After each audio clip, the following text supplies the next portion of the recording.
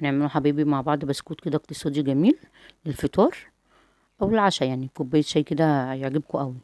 ومفهوش مكونات كتيره، ولا بيض ولا لبن ولا سمنه. نص كوبايه زيت، نص كوبايه سكر، نص كوبايه ميه، وثلاث معالق فروتي. الفروتي بقى هو اللي بينقل طعمه صراحه. عاملاه بطعم المانجا، بضربه كده بالهاند بلندر.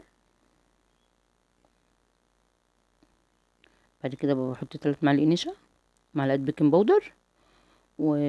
ومعلقتين لبن بودر. مش عايز احط لبن بودر ما يحطش. ورشه ملح. لبن بودر مش اساسي.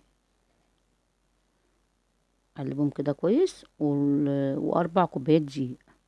هيعملوا معانا كميه حلوه للفطار. يعني البسكوت بره بقى غالي جدا، يعني حاجات كده بنعملوها بحاجات سهله وموجوده عندنا في البيت.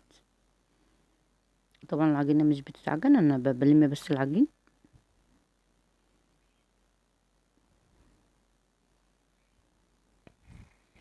هيعجبكم قوي، حتى التشكيل بتاعه حلو. اللي عايز برضو يعمل كده بسكينه باي حاجه.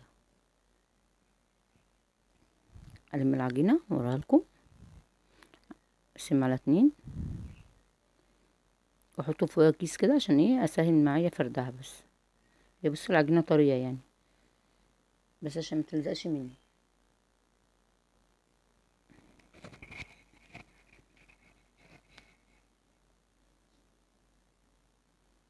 بصوا يا حبايبي، عندي القطاعه دي، بس اللي عايز يعمل بسكينه باي شكل بقى عندنا طبعا حاجات اللي بتاعت البسكوت متوفره طبعا.